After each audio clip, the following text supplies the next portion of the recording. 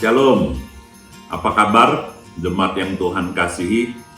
Nah, menjelang akhir tahun ini kami para penatua khususnya di kota Jambi bersepakat ya, ibadah kita yang terakhir itu ada di 25 Desember. Lalu habis itu ibadah offline maupun online, ingat offline maupun online itu ditiadakan ya, diganti dengan ibadah perkeluarga dengan keluarga masing-masing ya, sampai dengan tanggal 10 Januari. Jadi kita libur 2 hari Minggu, 27 Desember dan 3 Januari ya. Itu baik offline maupun online di gereja dan di YouTube ditiadakan karena ada 2 alasan. Yang pertama, angka COVID di kota Jambi meningkat, jadi kita liburkan dulu sementara. Terus tim-tim media, prophetic juga supaya libur, fellowship ya. Alasan kedua adalah akhir tahun, liburan, jadi ada banyak yang juga berangkat. Jadi kita bersepakat memutuskan ini. Saya berharap semua jemaat dimanapun berada happy, sukacita ya, tetap saat teduh, tetap ada fellowship dengan keluarga, jangan takut, jangan khawatir ya. Dimanapun engkau berada ada Tuhan, dimanapun engkau berdoa Tuhan hadir. Ini waktunya juga mempraktekkan ibadah keluarga. Salam sehat, salam sukacita. Shalom.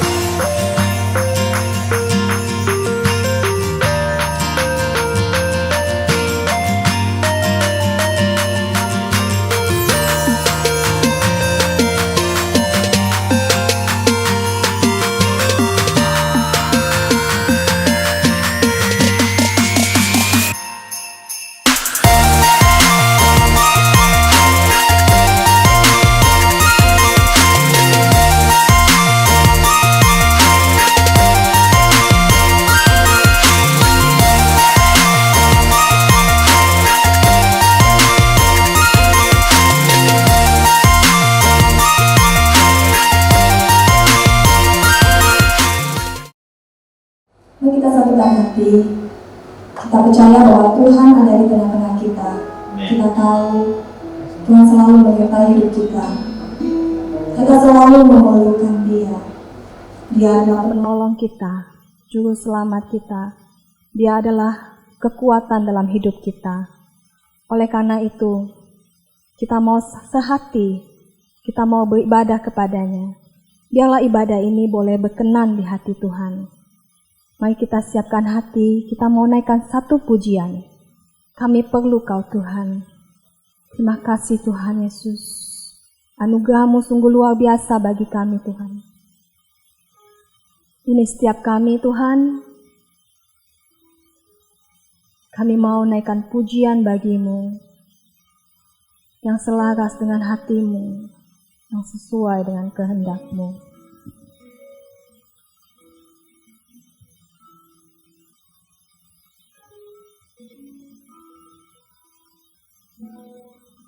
Kemanakah kami mencari kasih sejati? Kemanakah kami berseru saat badai datang menderu? Yang kami tahu hanya Kau yang mampu pulihkan segala sesuatu. Kemanakah Kemanakah kami mencari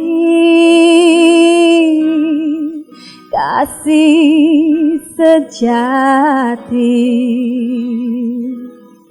Kemanakah kami berseru saat badai datang menderu? Yang kami tahu hanya Kau yang mampu pulihkan segala sesuatu. Kami perlukan keajaiban-Mu, kami butuhkan sentuhan tangan-Mu. Kami tak dapat jalan sendiri, kami perlu Kau Tuhan. Kami perlukan keajaiban-Mu, kami butuhkan sentuhan tangan-Mu. Kami tak dapat jalan sendiri, kami perlu Kau Tuhan. Kemana kami dapat pergi Tuhan? Kemanakah kami mencari hanya kasih-Mu, kasih sejati? Kemanakah kami berseru saat badai datang menderu? Yang kami tahu hanya Kau yang mampu pulihkan segala sesuatu. Kami perlukan keajaiban-Mu, kami butuhkan sentuhan tangan-Mu. Kami tak dapat jalan sendiri, kami perlu Kau Tuhan. Kami perlukan keajaiban-Mu, kami butuhkan sentuhan tangan-Mu. Kami tak dapat jalan sendiri, kami perlu Kau Tuhan. Kami perlukan keajaiban-Mu, kami butuhkan sentuhan tangan-Mu. Kami tak dapat jalan sendiri, kami perlu Kau Tuhan. Terima kasih Tuhan. Kami tahu Tuhan, hidup kami ini Tuhan penuh dengan rintangan dan cobaan. Karena kami juga tahu Tuhan, setiap rintangan itu Tuhan boleh menguatkan hati kami Tuhan, agar kami lebih lagi Tuhan berkenan di hati-Mu Tuhan. Setiap apapun yang kami alami Tuhan, hanya tangan-Mu saja ya Tuhan yang bisa menolong kami. Oleh karena itu Tuhan, kami bersehati Tuhan, kami memerlukan Engkau Tuhan. Engkau Allah yang luar biasa dalam hidup kami, yang sanggup dan mampu Tuhan mengubah segala sesuatu menjadi kemenangan bagi hidup kami. Haleluya. Kilabashaka galabashande. Galabashaka galashe. Kami perlukan keajaiban-Mu. Kami butuhkan sentuhan tangan-Mu. Kami tak dapat jalan sendiri. Kami perlu Kau Tuhan.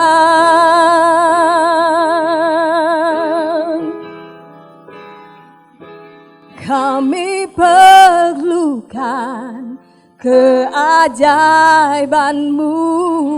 Kami butuhkan sentuhan tangan-Mu. Kami tak dapat jalan sendiri. Kami perlu Kau Tuhan. Kami perlu Kau Tuhan. Kami perlu Kau Tuhan.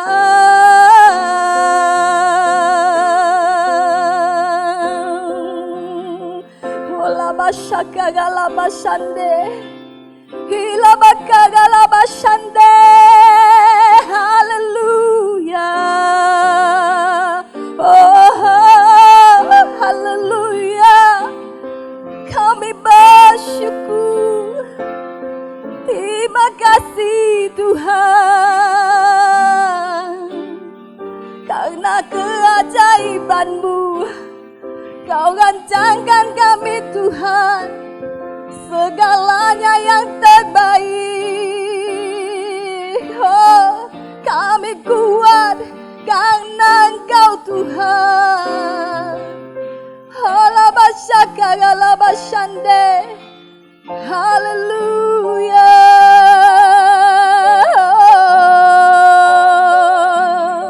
Hallelujah.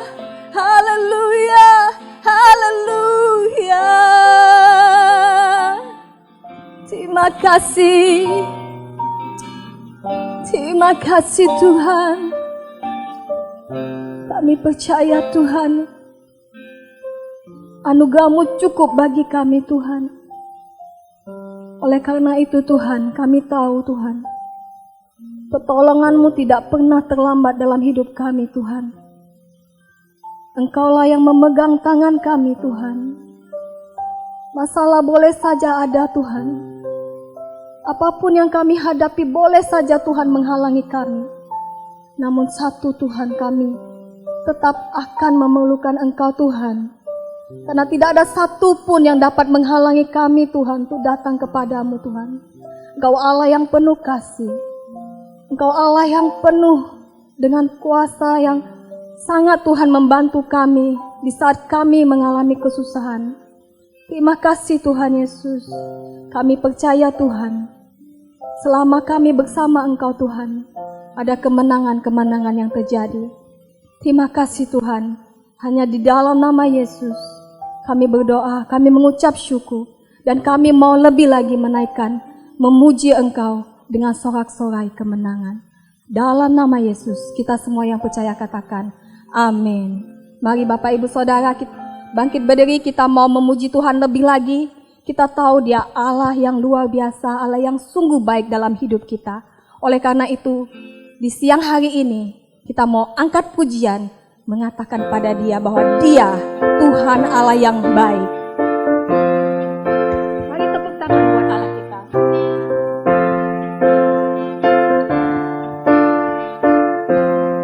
Semuanya katakan, mari masuk. Mari masuk gerbangnya dengan hati bersyukur, halamannya dengan pujian, penuhi baitnya dengan nyanyian syukur, hadiratnya penuh sukacita. Sebab Tuhan Dia baik dan anugerahnya kekal selama-lamanya. amin. Sebab Tuhan Dia baik dan anugerahnya kekal selama-lamanya, amin. Sebab Tuhan Dia baik dan anugerahnya kekal selama-lamanya, amin. Sebab Tuhan Dia baik dan anugerahnya kekal selama-lamanya, amin. Selama-lamanya, selama-lamanya, selama-lamanya, selama-lamanya, amin. Haleluya. Saudara bersukacita, amin. Kita tahu Allah kita adalah Allah yang baik. Kenapa? Jika kita saat ini ada di sini bersama-sama, sungguh itu adalah suatu anugerah yang luar biasa kita dapat bersama-sama memuji Tuhan. Terima kasih Tuhan. Kami mau lagi Tuhan berjumpa dengan Engkau. Kami mau lagi Tuhan menikmati hadirat-Mu. Karena itu Tuhan, kami tahu Tuhan, doa merupakan komunikasi kami kepada Engkau Tuhan. Doa yang memberikan Tuhan kekuatan bagi hidup kami. Karena kuasa doa itu sendiri adalah kuasa-Mu yang bekerja dalam hidup kami Tuhan.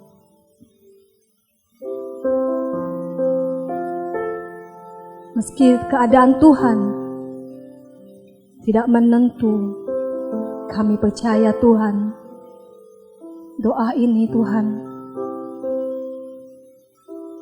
boleh memberikan Tuhan kekuatan dalam hidup kami. Terima kasih Yesus. Saat keadaan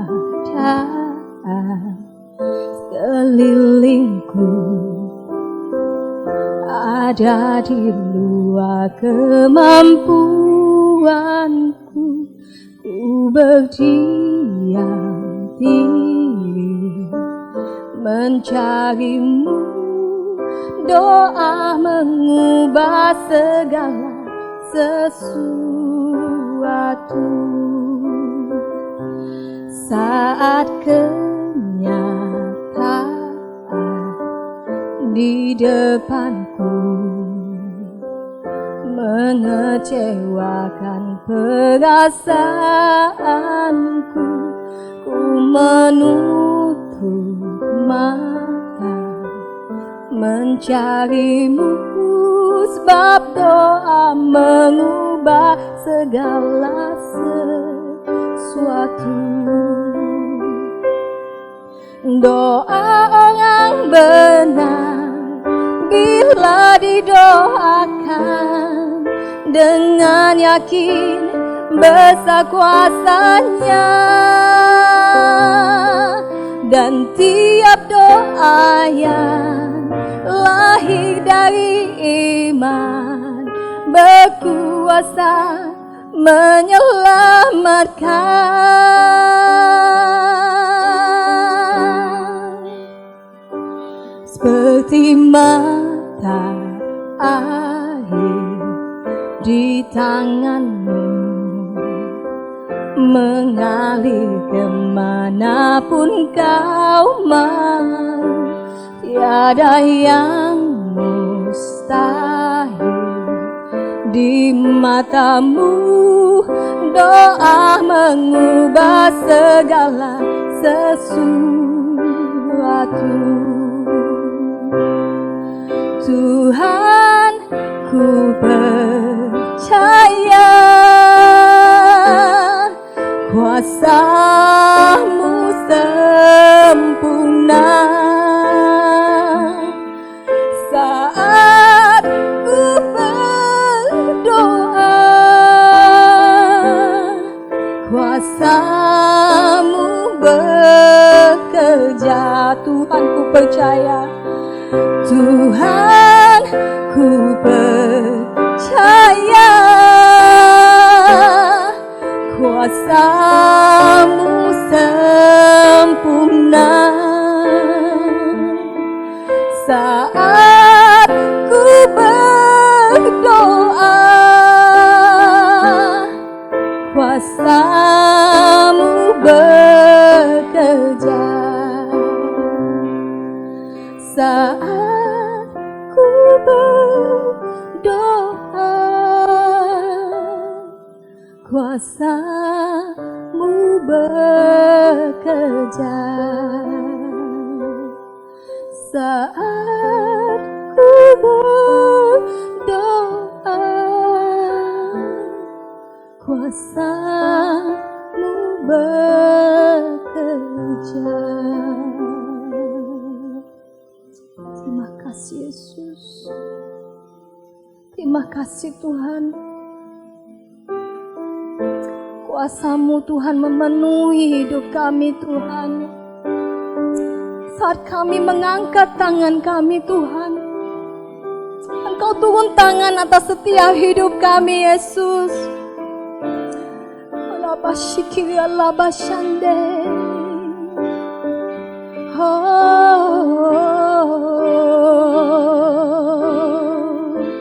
Kami percaya,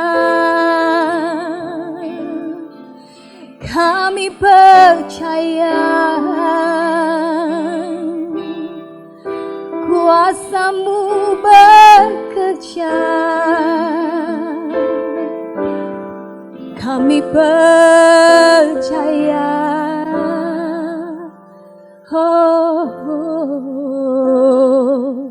kami percaya. Terima kasih Tuhan. Hila bakara shande, la bakara lashe. Kami percaya,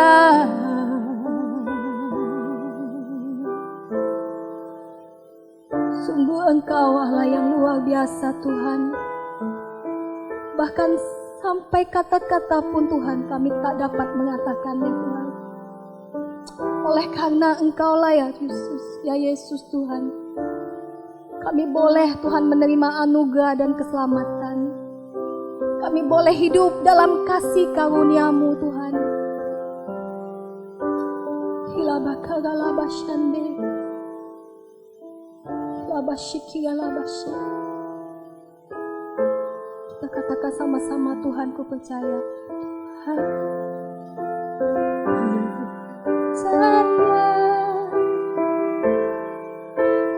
Kuasa-Mu sempurna saat ku berdoa. Kuasa-Mu bekerja, Tuhan ku percaya. Kuasa-Mu sempurna saat ku berdoa. Kuasa-Mu bekerja, Tuhan ku percaya. Kuasa-Mu sempurna saat ku berdoa. Kuasa-Mu bekerja saat ku berdoa. Kuasa-Mu bekerja. Kami percaya Tuhan, Engkau Engkau mendengar doa-doa kami. Kami boleh rasakan kehadiran-Mu di tempat ini bersama-sama dengan kami. Kami pegang janji firman-Mu. Ketika ada 2, 3 orang berkumpul di dalam nama-Mu, Engkau hadir, dan ketika Engkau hadir Tuhan, Engkau menyatakan diri-Mu di tengah-tengah kami. Ada pemulihan, ada pengharapan, ada kekuatan yang baru yang Kau beri bagi setiap kami, Tuhan. Kami bersyukur Tuhan, kami siapkan hati kami untuk firman-Mu. Biar setiap kami Tuhan boleh mengalami Engkau, mengalami firman-Mu, dan setiap kami boleh diubahkan Tuhan di dalam Engkau. Dalam nama Yesus kami berdoa. Amin. Selamat duduk saudara. Shalom saudara. 2 minggu gak ketemu. Boleh langsung aja hidupin. Oke, how God sees you. Nah saudara, setiap kali saya dapat kesempatan untuk menyampaikan firman Tuhan, saya selalu ajak setiap kita untuk melihat dengan cara yang berbeda. Ketika juga kita membaca Alkitab, saudara, kita mau sama-sama melihat hal-hal dengan cara yang berbeda. Kenapa, saudara? Ketika kita melihat sesuatu dengan cara yang berbeda, maka perspektif kita berubah, maka pikiran kita berubah, dan tingkah laku kita akan berubah, saudara. Jadi prosesnya itu otomatis. Prosesnya itu secara natural, alami. Ya, saudara. Nah, kenapa ada orang-orang berpikiran aneh, bertingkah laku aneh? Karena mereka melihat dengan sudut pandang yang salah, saudara. Nah, hal-hal itu yang kita mau pelajari sama-sama. Nah, hari ini kita mau belajar bagaimana Tuhan melihat setiap pribadi kita, saudara. Dan hal itu tidak bisa berubah dengan, walaupun kita melakukan apapun kita lakukan, hal itu tidak bisa berubah, saudara. Cara Tuhan melihat kita tetap konstan, tetap sama. Ya. Apapun yang terjadi, cara Tuhan melihat kita tetap sama. Masalahnya adalah cara kita melihat diri kita sendiri. Hal itu yang kadang-kadang terdistorsi. Banyak hal-hal yang tidak pas. Nah, saudara, seringkali ketika kita melihat kehidupan kita lihat ke sebelah, rumput tetangga selalu lebih hijau, saudara. Kita lihat kehidupan kita, rumputnya kering, tetangga hijau, saudara. Seringkali. Dan ketika kita melihat diri kita dan kita melihat diri orang lain, kita juga melihat hal yang sama, saudara. Ya, sadar nggak sadar itu suatu kecenderungan yang salah. Ya, pada akhirnya kita selalu melihat orang lain itu lebih baik daripada kita, orang lain lebih bahagia daripada kita, keluarga orang lain lebih bahagia, mereka lebih, kita kurang, mereka lebih, kita kurang. Nah, saudara, pola pikir seperti ini berbahaya. Akhirnya apa terjadi? Kita menjadi orang-orang yang tidak berbahagia, kita menjadi orang-orang yang merasa kita paling menderita di dalam dunia, saudara. Padahal kenyataannya banyak orang di luar sana yang lebih susah daripada kita. Ya, saudara. Nah, saya baca kutipan dari Neil Donald Walsh. If you saw you as God sees you, you would smile a lot. Simple, saudara. Kalau kita melihat bagaimana Tuhan melihat diri kita, maka kita akan lebih banyak tersenyum, saudara. Ya. Nah, kadang-kadang kita malah kebanyakan orang akhirnya kita selalu melihat ke dalam, dan akhirnya kita menjadi orang-orang yang susah hati. Kita melihat kita sebagai victim, sebagai korban, bukan orang-orang yang menang. Next. Apa yang Alkitab katakan tentang kita, saudara? Mazmur 139 ayat 14, aku bersyukur kepadamu oleh karena kejadianku dahsyat dan ajaib. Ajaib apa yang kau buat dan jiwaku benar-benar menyadarinya. Nah, pemazmur mengerti kebenaran ini, saudara, dan dia ingatkan dirinya sendiri. Ingat, saudara, Mazmur itu seperti lagu.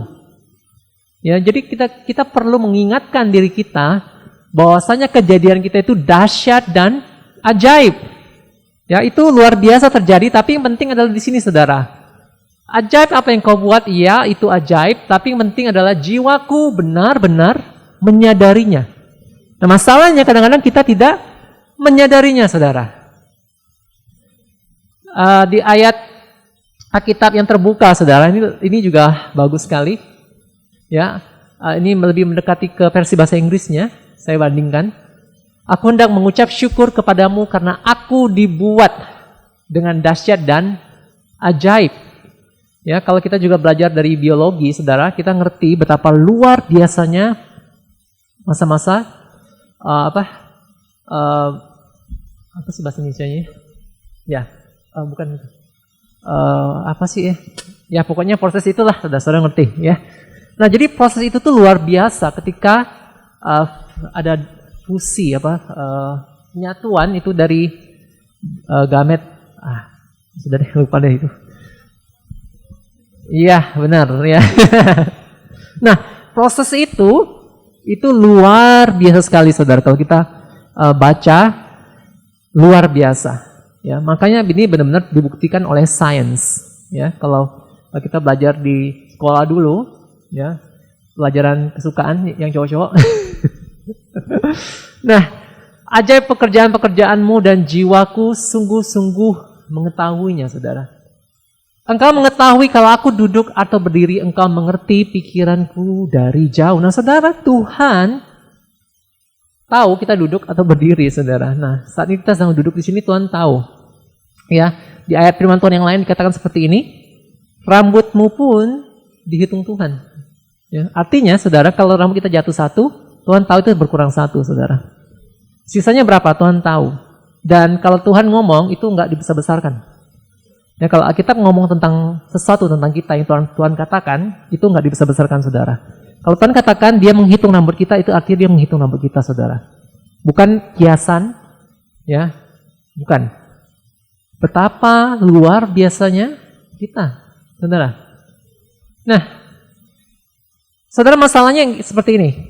Cara Tuhan melihat kita dan cara kita melihat diri kita dan orang lain itu sangat berbeda. Nah, ada kisah di mana ketika Samuel datang hendak mengurapi Raja Israel, dia datang ke rumah Isai dan dia melihat anak-anak Isai yang besar-besar, saudara. Dia melihat dengan cara mata manusia, ya. Dia berpikir bahwa anak-anaknya yang besar-besar itu, yang tentara-tentara itu, mereka adalah yang dipilih Tuhan. Tetapi Tuhan katakan apa? Janganlah pandang parasnya atau perawakan yang tinggi, sebab aku telah menolaknya. Bukan yang dilihat manusia, yang dilihat Allah. Manusia melihat apa yang di depan mata, tetapi Tuhan melihat hati. Nah, saudara, cara pandang Tuhan dan cara pandang kita itu berbeda. Ya. Nah, hari ini kita mau belajar bersama-sama bagaimana kita bisa align, kita bisa sama-sama belajar melihat cara Tuhan melihat kita, sehingga kita melihat dengan cara pandang yang benar dan tidak terdistorsi. Yang tadi saya katakan, kita lihat selalu rumput tetangga itu lebih hijau, orang lain itu lebih baik daripada kita, saudara. Oke. Nah, God sees beyond who you are to who you can become. Nah, saudara, masalahnya jarak pandang kita itu terbatas. Kita sering kali melihat diri kita sebagaimana kita adanya, ya. Sedangkan Tuhan melihat kita melampaui siapa kita sekarang, dan Tuhan melihat siapa kita akan jadinya di masa yang akan datang, saudara. Nah, kita tidak memiliki kemampuan itu, tetapi Tuhan mempunyai kemampuan itu, ya. Jadi Tuhan itu omnipresent, dia ada di sepanjang waktu, saudara. Tidak ada batasan sama sekali. Jadi dia bisa melihat ke depan, ke masa depan kita, dan dia bisa melihat akan jadi seperti apa kita. Karena itu kita bisa mendengarkan nubuatan. Nubuatan itu hal-hal yang akan terjadi, yang belum terjadi, tapi pasti terjadi. Karena apa? Karena Tuhan itu tidak terbatas oleh dimensi waktu, saudara. Luar biasa. Ya. Nah, ketika kita mengerti cara Tuhan melihat kita, kita akan menjadi lebih bersyukur. Kita bisa lebih bergairah dalam hidup karena kita tahu apa yang akan terjadi di depan itu hal-hal yang luar biasa, saudara. Ketika orang-orang melihat Daud, saudara, mereka melihat seorang anak muda yang hobi main kecapi, yang gembalakan domba ayahnya. Kita katakan dia kemerah-merahan, saudara, ya, masih muda sekali. Dan orang-orang pasti berpikir dia anak-anak muda seperti biasa. Banyak anak-anak muda seperti dia, saudara, di Israel waktu itu, yang kerjaannya gembalakan domba. Tetapi ketika Tuhan melihat Daud, dia melihat seorang, kita baca aja.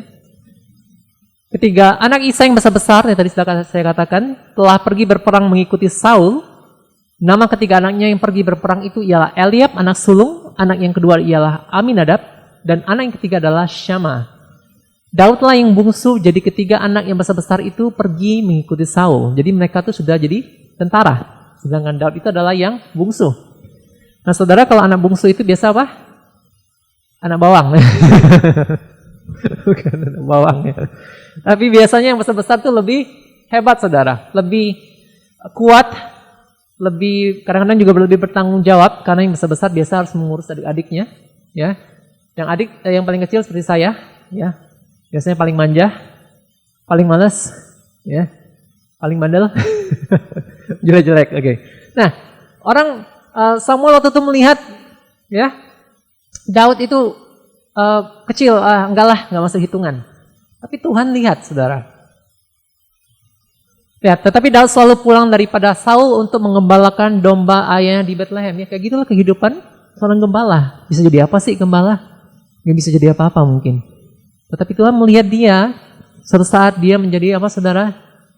Nah, ketika dia menghadapi Goliat, saudara, apa yang dilakukan Goliat? Dihinanya Daud itu karena ia masih muda, kemerah-merahan dan elok parasnya. Ya, musuhnya menghina dia, saudara. Apa sih ini? Ya. Tapi apa yang Tuhan lihat pada pribadi Daud, saudara? Kalau kita lihat di silsilah Yesus, inilah silsilah Yesus Kristus, anak Daud. Tuhan mengizinkan dirinya dipanggil sebagai anaknya Daud, saudara, bayangkan, ya, seseorang yang pribadi yang waktu itu orang lihat nggak ada apa-apanya, gembala domba, masih muda, nggak ada pengharapan lah hidupnya, ya. Tapi Tuhan lihat dia jauh ke depan, saudara, ribuan tahun ke depan, dan sampai sekarang nama Daud masih kita ingat, saudara. Dan dia terus Yesus disebut anak Daud. Wow, dan saudara. Kalau kita lihat diri kita sekarang mungkin apa sih, ya? Tapi apa yang Tuhan lihat ke depan, saudara? Nah, kita perlu belajar, jangan berpikir seperti ini. Itu kan Daud, nggak bisa kayak gitu, saudara. Ya. Kalau dulu mungkin kata Allen juga waktu kerja jadi office boy, ya siapa sih yang lihat, ya? Mungkin kita bilang itu kata Allen, nggak bisa kayak gitu dong, ya? Nggak bisa, saudara.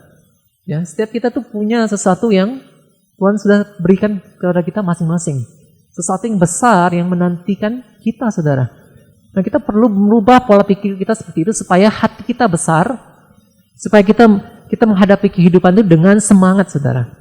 Ya, kadang-kadang kita sadar nggak sadar kita kehilangan kegairahan itu, saudara. Ya, waktu saya sakit juga, terasa sekali nggak enak, nggak mau ngapa-ngapain nggak bisa, ya. Baring terus aja masih capek, ya. Apalagi mau ngapa-ngapain nggak bisa ngapa-ngapain, saudara. Ya, tapi hari-hari ini kita harus jadi pribadi-pribadi yang seperti ini, saudara. Lihat jauh ke depan apa yang Tuhan bisa lakukan melalui pribadi-pribadi kita. Kalau orang lihat pribadi ini, saudara, siapa dia? Musa. Dia berumur 80 tahun waktu itu. Kerjanya menggembalakan kambing domba di Midian. Kambing domba punya mertua, saudara.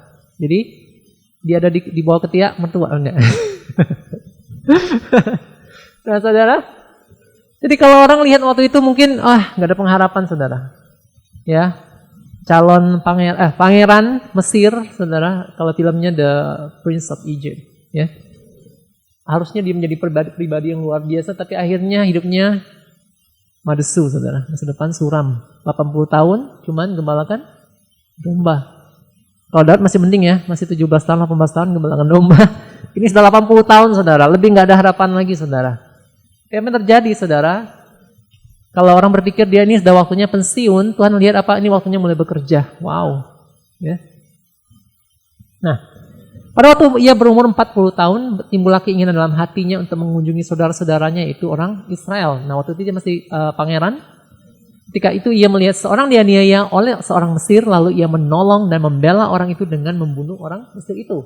Akhirnya dia melarikan diri dan dia menggembalakan kambing domba Yitro, ya, mertuanya, imam di Midian. Dan adapun Musa 80 tahun umurnya dan Harun 83 tahun ketika mereka berbicara kepada Firaun. Ya. Tuhan panggil dia ketika dia tepat berumur 80 tahun. Berapapun usia kita sekarang, gak ada alasan untuk gak berbuat sesuatu, saudara. Ada panggilan yang besar buat setiap kita. Ada panggilan yang tidak boleh kita padamkan, saudara. Ya. Masalah kadang-kadang orang banyak yang ini tadi seperti saya katakan, mulai membanding-bandingkan diri kita, mulai akhirnya kita menjadi kehilangan arah, kehilangan tujuan hidup kita, saudara. Tuhan melihat Musa yang tadi kita lihat, ya sudah kakek-kakek, nggak ada harapan. Tuhan melihat dia sebagai pembebas Israel, saudara. Tuhan melihat dia membelah lautan, saudara. Tuhan melihat dia membawa jutaan orang Israel keluar dari Mesir. Wow, saudara. Jangan ngomong lagi, oh itu kan Musa, nggak boleh, saudara. Ya, setiap lihat orang berhasil, itu kan dia. Ya, nggak bisa kayak gitu, saudara. Kita harus melihat diri kita tuh sama. Ya, setiap pribadi kita diciptakan dengan cara yang luar biasa, saudara. Oke, next. Saudara, waktu kita lihat pribadi ini, ya, ini Naomi, ini siapa, saudara? Ruth. Ya, dua-duanya nggak ada punya pengharapan, saudara. Ya, mereka pulang ke Israel waktu itu, kembali lagi setelah kelaparan berhenti. Ya, sama-sama nggak ada suami, sama-sama nggak punya anak, saudara. Sama-sama janda, saudara. Jadi benar-benar dua-duanya nggak ada punya pengharapan. Pulang ke kampung, orang-orang melihat mereka, aduh, kasihan banget sih kalian. Ya. Sepertinya kehidupannya selesai, saudara, nggak ada arti lagi. Tetapi Tuhan punya hal yang besar buat Ruth dan Naomi, saudara. Belum berakhir. Demikianlah Naomi pulang bersama-sama dengan Ruth, perempuan Moab itu, menantunya yang turut pulang dari daerah Moab. Dan sampailah mereka ke Bethlehem pada permulaan musim menuai jelai. Mereka sampai pada itu musim menuai jelai. Ya. Apa yang dilakukan berikutnya? Lihat yang terjadi di silsilah Yesus. Salmon memperanakan Boas dari Rahab, Boas memperanakan Obed dari Ruth. Ya, nama siapa sih, saudara? Ya, Ruth, saudara. Boas, Ruth memperanakan Obed. Dan Obed memperanakan Isai. Siapa Isai, saudara? Papanya Daud. Wow, ya. Seorang yang gak punya pengharapan, tapi Tuhan lihat dia menjadi nenek moyangnya sang juru selamat. Bayangkan, saudara. Dan mulai rubah cara kita melihat diri kita, saudara. Nah, berhenti berpikiran mengasihani diri sendiri. Berhenti melihat diri kita tuh lebih kurang daripada orang lain, saudara. Mulai melihat diri kita sebagai orang-orang yang khusus. Setiap kita punya panggilan yang khusus, dan itu benar, saudara. Ada hal-hal yang kita bisa lakukan dan orang lain tidak bisa lakukan, saudara. Pasti. Gak ada seorang pun yang bisa melakukan segala hal dalam hidup, gak ada, saudara. Setiap kita punya tempat masing-masing. Ada orang-orang yang bisa kita pengaruhi. Ya. Ambil panggilan itu, terima panggilan itu. Ya, dan ambil itu sebagai tanggung jawab kita, saudara. Siapa ini, saudara? Yang sedang bersembunyi waktu itu, waktu Midian? Gideon. Saudara, kalau kita lihat dari gambar ini, sama, saudara, madesu, suram, saudara. Orang lagi bersembunyi, apa yang bisa diharapkan dari orang yang bersembunyi, saudara? Takut menghadapi musuh. Kemudian datanglah malaikat Tuhan dan duduk di bawah pohon tarbantin di Ofra, kepunyaan Yoas, orang Abiezer itu. Sedang Gideon anaknya mengirik gandum dalam tempat pemerasan anggur, agar tersembunyi bagi orang Midian. Saudara, dia sedang bersembunyi, mengirik gandum, tapi di tempat pemerasan anggur. Konyol nggak, saudara? Ya. Tapi apa yang Tuhan lihat dari seorang pribadi Gideon, saudara? Malaikat Tuhan menampakkan diri kepadanya dan berfirman kepadanya demikian. Tuhan menyertai engkau, ya pahlawan yang gagah berani. Apanya gagah berani, saudara? Ya. Lagi bersembunyi, tapi Tuhan lihat dia sebagai pahlawan yang gagah berani. Dan terbukti kemudian, demikianlah orang Midian tunduk kepada orang Israel dan tidak dapat menegakkan kepalanya lagi. Maka amanlah negeri itu 40 tahun lamanya pada zaman Gideon. Terbukti, saudara. Kalau Tuhan katakan, ya masa depan kita sungguh ada, itu artinya ada, saudara. Mau gak kita percaya sama janji Tuhan? Ya. Kadang-kadang itu masalahnya, saudara. Kita enggak, Tuhan mau kasih kita enggak terima. Enggak ada tempat untuk menerimanya, saudara. Pakai apa? Pakai iman. Ya, percaya nggak kita apa yang Tuhan katakan tentang kita? Ya, Kadang-kadang mungkin kita berpikir, enggak, itu cuma orang khusus. Nah, itu yang salah, saudara. Pikir-pikiran itu yang harus kita rubah. Itu sebabnya ketika saya ada waktu menyampaikan firman Tuhan, saya selalu ajak, lihat dari sisi ini, lihat dari sisi itu. Saudara, karena itu sangat penting. Nah, berikutnya saudara, siapa ini? Petrus. Ya, kita sama-sama tahu, sudah sering dengar ceritanya. Ya, nama Petrus itu, saudara, aslinya Simon. Simon itu artinya reed. Reed itu ilalang, saudara. Nggak ada gunanya, ke sana, ke kiri, ke kanan, ya, ketip angin, nggak jelas. Tapi Tuhan Yesus katakan apa? Peter, small stone. Jadi batu, saudara. Batu itu nggak kemana-mana, batu itu diteguh. Saudara. Dan terbukti, dia menjadi rasul. Dan akhirnya sampai dia mati, ya, disalib terbalik pun dia rela, saudara, untuk imannya. Yang dulunya nggak jelas orangnya, ya, orang bisa berubah ternyata, saudara. Ya, setiap kita juga kalau kita sekarang melihat diri kita mungkin nggak ada harapan, saudara. Lihat Petrus, saudara. Orang yang seperti ini pun bisa Tuhan pakai untuk menjadi seorang yang besar, melakukan hal-hal yang luar biasa. Nah, saudara, kalau kita lihat orang ini kira-kira apa, saudara? Madesu, ya, saudara. Kurus, cungkring, lemes, nggak semangat, saudara. Nah, ada cerita, saudara, ada kisah tentang seseorang. Waktu dia kecil, dia seperti ini, dia kurus, dia teman-temannya nggak mau main sama dia, ya. Kenapa? Karena dia anak bawang, saudara. Anak bawang. Jadi pokoknya semua pada nggak suka sama dia, saudara. Nah, waktu dia bertumbuh besar, akhirnya dia kena inferior complex, minder, ya, minder, nggak ada teman, sedih hidupnya, saudara. Dan akhirnya apa? Dia jadi orang gagap. Ngomong kalau gagap tuh kayak terbata-bata itu, saudara. Karena pengaruh dari kejiwaan, saudara, di dalam. Karena minder itu tadi. Yang gak ada yang mau main sama dia. Pasti adalah kalau kita sekolah mungkin ada orang-orang tertentu yang seperti itu, saudara. Pasti ingat ya. Jangan-jangan kita juga membuli mereka. Nah, saudara, sekarang dia adalah Pastor Joseph Prince. Ya. Dia seorang senior pastor di New Creation Church.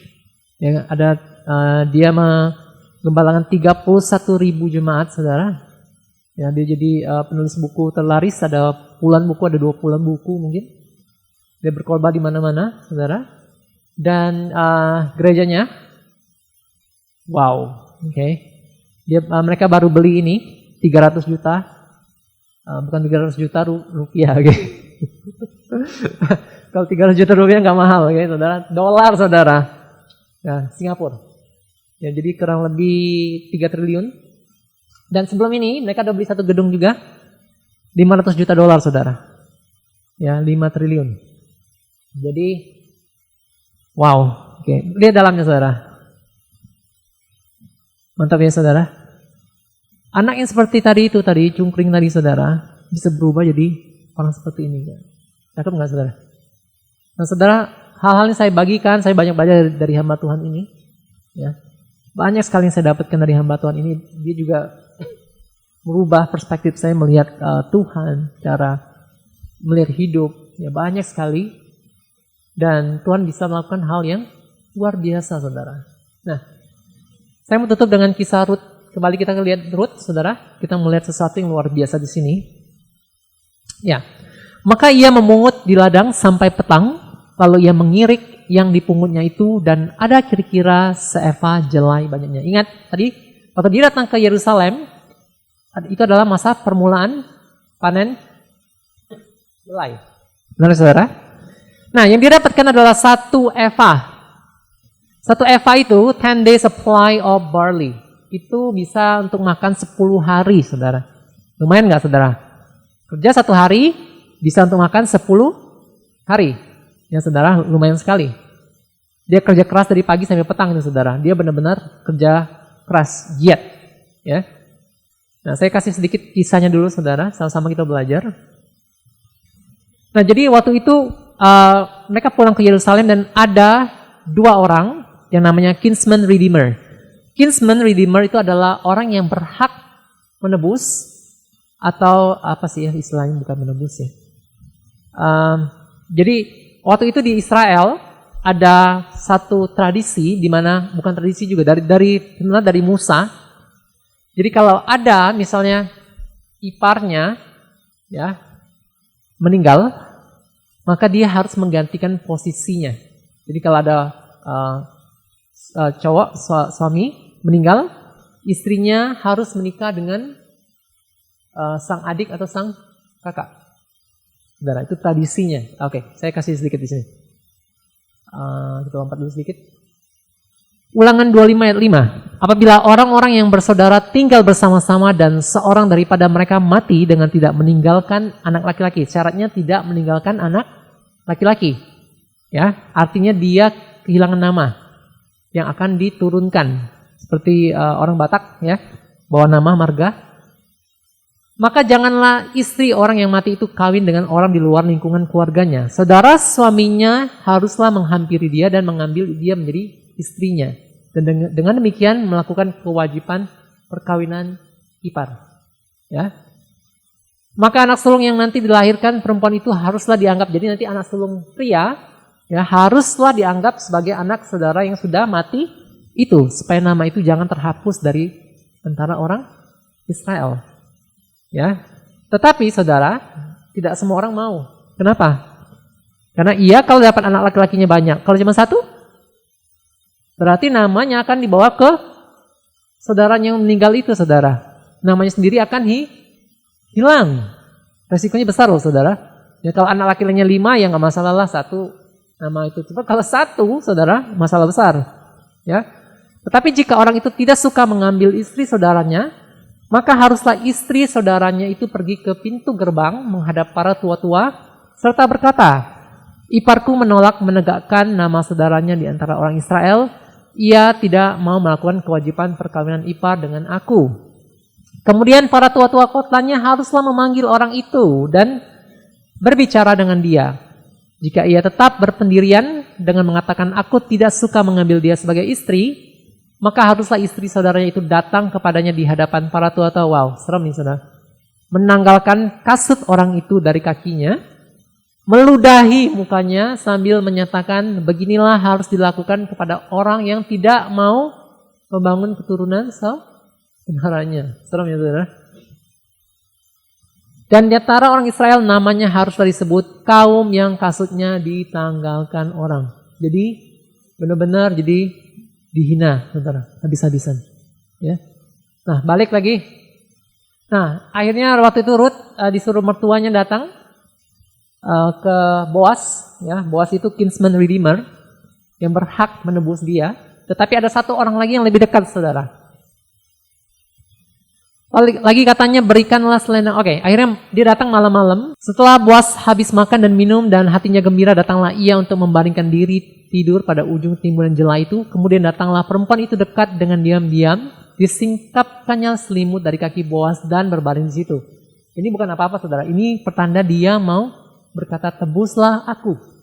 Ya, tinggallah di sini malam ini. Akhirnya Boaz bangun dan dia melihat Ruth di situ. Dan dia berkata, tinggallah di sini malam ini dan besok pagi jika ia mau menebus engkau, yang tadi ya, yang saya katakan, yang lebih dekat tadi penebusnya. Baik, biarlah ia menebus, tetapi jika ia tidak suka menebus engkau, maka akulah yang akan menebus engkau. Demi Tuhan yang hidup berbaring sajalah tidur sampai pagi. Saudara.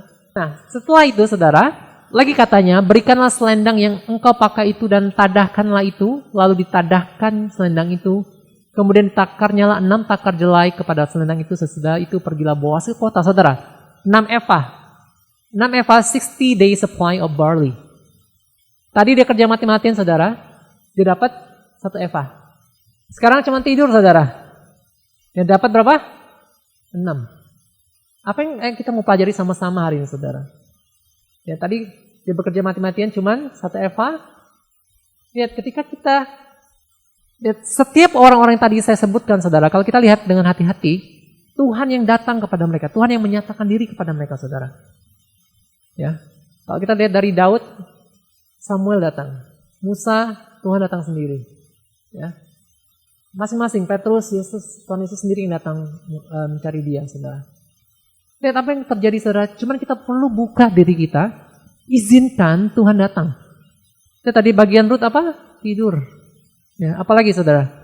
Lalu kata mertuanya itu, duduk sajalah menanti anakku sampai engkau mengetahui bagaimana kesudahan perkara itu. Sebab orang itu tidak akan berhenti sebelum diselesaikannya perkara itu pada hari ini juga. Apalagi saudara?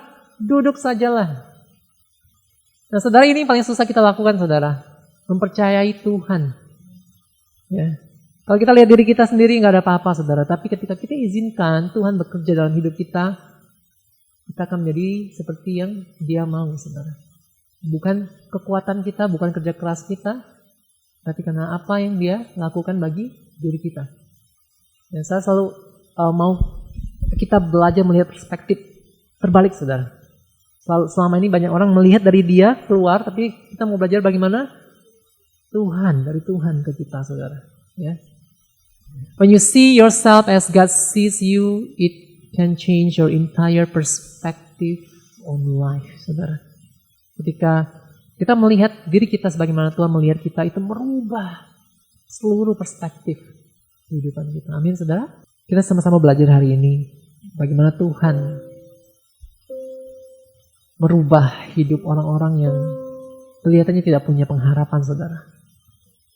Kalau hari ini kita melihat diri kita, hidup kita, mungkin gak terlalu banyak yang kita bisa andalkan, gak terlalu banyak yang kita bisa harapkan saudara.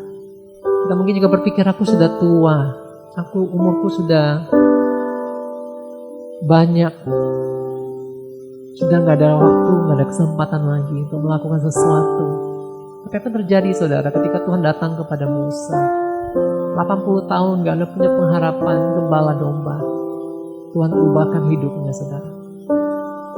Hari ini buka hatimu, buka pikiranmu. Izinkan Tuhan merubah itu semua. Jangan katakan itu orang-orang khusus, orang-orang tertentu. Enggak saudara. Kita katakan kejadian kita itu luar biasa, dahsyat dan ajaib saudara. Masalahnya mau gak jiwa kita menyadari bahwasanya kita itu ajaib saudara. Thank you Jesus.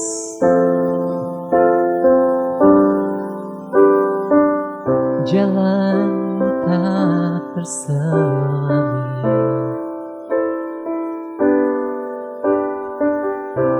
oleh setiap hati kami.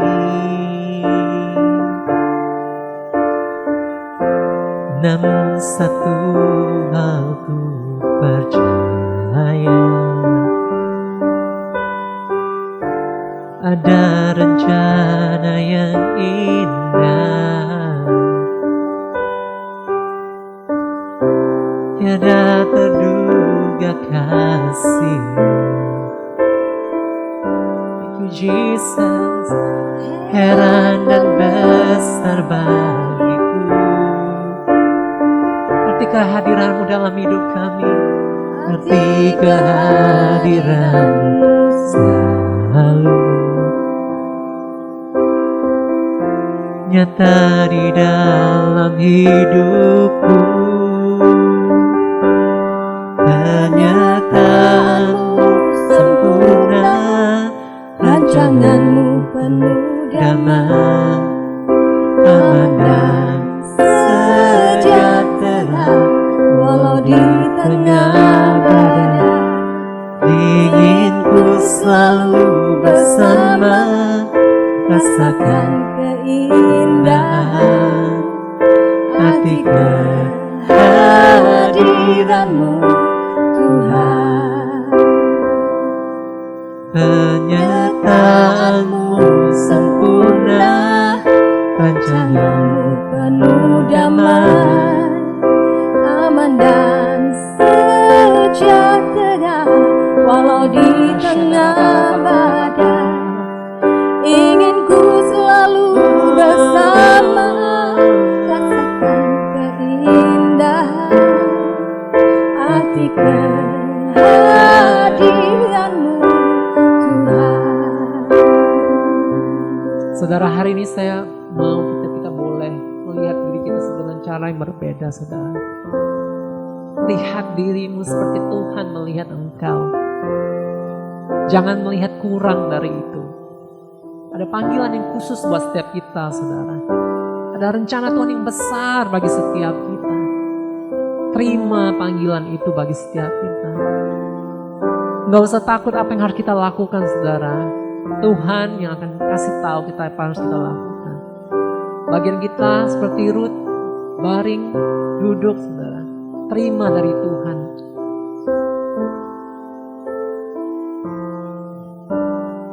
Rubah cara kita melihat diri kita.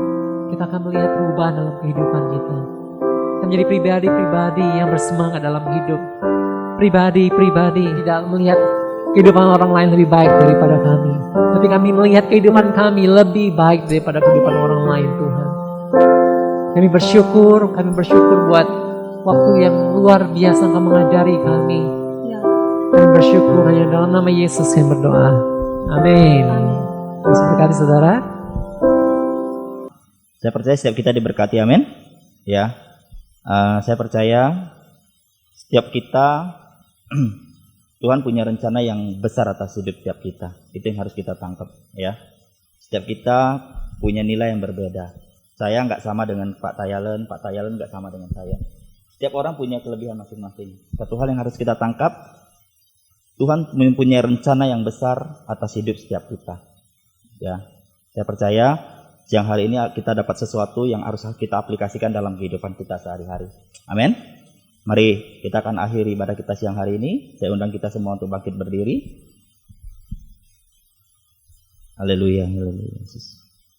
Bapak, kami bersyukur Tuhan siang hari ini kami percaya ada sesuatu ada rencana yang besar yang Tuhan mau kerjakan dalam hidup setiap kami, Bapak. Biar Tuhan mulai siang hari ini, Bapak, kami mempunyai pola pikir yang berbeda, Tuhan. Kami percaya keadaan boleh tidak baik, Tuhan. Hari-hari boleh tidak baik, Tuhan. Tapi kami percaya orang-orang yang mengandalkan Tuhan, orang-orang yang bergantung kepada Tuhan, orang-orang yang memprioritaskan Tuhan dalam hidupnya. Aku percaya ada satu perbedaan dalam kehidupan kami, Bapak. Itu yang kami tangkap, Tuhan. Ada sesuatu yang berbeda, Tuhan. Ada hikmat-Mu, Tuhan, yang menyertai setiap langkah hidup kami. Ada penyertaan-Mu, Tuhan, dalam setiap kehidupan kami, Bapak. Terima kasih, Tuhan. Kami ada sampai hari ini. Itu pun anugerah, Bapak. Itu pun kesempatan yang Tuhan berikan untuk kami melakukan yang terbaik dalam hidup kami, Bapak. Terima kasih, Tuhan. Kami bersyukur buat firman-Mu. Tuhan berkati Rudi, pakai dia semakin luar biasa lagi. Kami percaya, hamba percaya, Tuhan, dimanapun Tuhan tempatkan dia, Tuhan, dimanapun Tuhan utus dia, hamba percaya penyertaan-Mu sempurna atas hidupnya, Tuhan. Hikmat-Mu menyertai dia, Bapak. Istri anak-anaknya Tuhan memberkati, Bapak. Hamba serahkan hidupnya ke dalam tangan kasih-Mu. Hamba juga berdoa, Tuhan, buat setiap kami yang hadir siang hari ini. Hamba percaya apapun pekerjaan kami, apapun aktivitas kami sehari-hari, Tuhan memberkati. Usaha pekerjaan kami, Tuhan memberkati, Bapak. Terima kasih, Tuhan. Tuhan memberkati. Sebentar kami akan pulang, sertai langkah pulang kami, tibakan dan kumpulkan kami dengan keluarga kami tanpa kekurangan sesuatu apapun, Bapak. Terima kasih, Tuhan. Mari kita angkat tangan kita akan terima berkat dari Tuhan. Pulanglah dan terimalah berkat dari Tuhan jika engkau sungguh-sungguh mempraktekkan firman Tuhan dalam hidupmu. Engkau akan terus naik, bukan turun. Engkau akan menjadi kepala, bukan ekor. Apapun yang diperbuat tanganmu, Tuhan akan buat engkau berhasil. Kemanapun kakimu melangkah, penyertaan Tuhan sempurna atas hidupmu. Berkat ini diucapkan dalam nama Bapa, Anak, dan Roh Kudus. Setiap kita yang terima berkat sama-sama katakan, amin. Selamat hari Minggu, Tuhan Yesus memberkati.